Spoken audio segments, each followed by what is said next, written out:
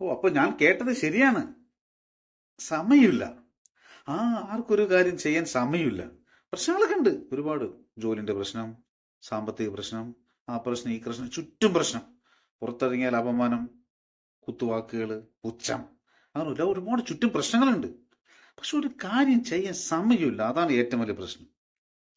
നമ്മൾ ബെഡിൽ ഇരുന്നില്ലെങ്കിൽ തനിച്ച് റൂമിൽ ഇരുന്നിട്ട് ഇൻസ്റ്റാഗ്രാമിൽ നല്ല റീൽസുകൾ കാണാം, അതല്ലെങ്കിൽ മോട്ടിവേഷൻ കാണാം, അങ്ങനെ അതിനൊക്കെയല്ലേ സമയമുള്ളൂ. ഇല്ലെങ്കിൽ ആലോചിച്ചിരിക്കാനേ സമയമുള്ളൂ. അതിനുവേണ്ടി ഇറങ്ങിത്തിരിക്കാൻ, ഒന്ന് പ്രവർത്തിക്കാനൊന്നും സമയമില്ല. ആ, വെറുതെ ഇരിക്കില്ല, അല്ലെങ്കിൽ അമ്പലത്തിൽ പോയിട്ടോ പള്ളിയോ ചർച്ചയ്ക്ക് പ്രാർത്ഥിച്ചാൽ മതിയല്ലോ അല്ലേ? ഈശ്വരൻ നേരിൽ ഇറങ്ങി വന്ന് എല്ലാം മൂപ്പർ ചെയ്തോളൂ. നീ എൻ്റെ മേൽ റെസ്റ്റ് ചെയ്തിരുന്നോ, റീൽസ് കണ്ടുകൊണ്ടിരുന്നോ, ഞാൻ ചെയ്തു തരാമെന്ന് പറഞ്ഞ് ചെയ്തു തരില്ലേ? സമയമില്ല, സമയക്കുറവാണ്. എന്താ ചെയ്യല്ലേ? സമയക്കുറവ്, സമയമില്ല. എല്ലാം ക്ലിയർ ആവുമ്പോൾ, എല്ലാ പ്രശ്നങ്ങളും ക്ലിയർ ആവുമ്പോൾ എല്ലാം ദൈവത്തിന്റെ മേലെ കുറ്റം പറഞ്ഞിട്ട് അങ്ങോട്ട് ഇരുന്നോളണം. കാലിന്റെ മേലെ കാലിട്ടിട്ട്. സമയമില്ല. കഷ്ടം. സമയം ഉണ്ടാക്കണം സാർ. ഇറങ്ങി തിരിക്കന്നെ വേണം സാർ. നമ്മൾ തന്നെ ചെയ്യണം.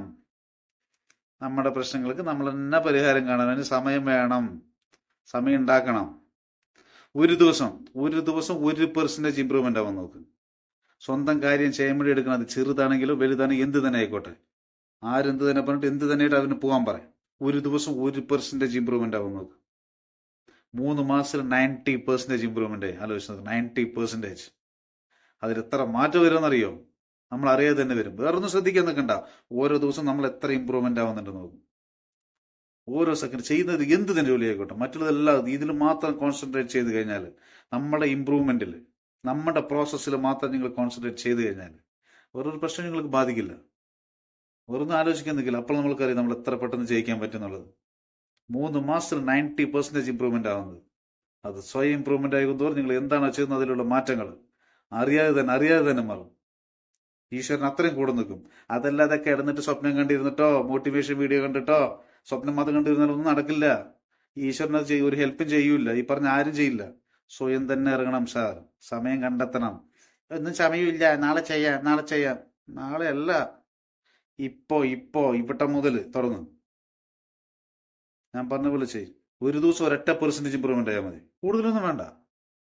ചെയ്യുന്നത് എന്ത് കാര്യം തന്നെ ആയിക്കോട്ടെ, മറ്റുള്ളവർ ആരെന്ത് പറഞ്ഞാൽ അതും വിഷയമാക്കാൻ നിൽക്കണ്ട. 1%.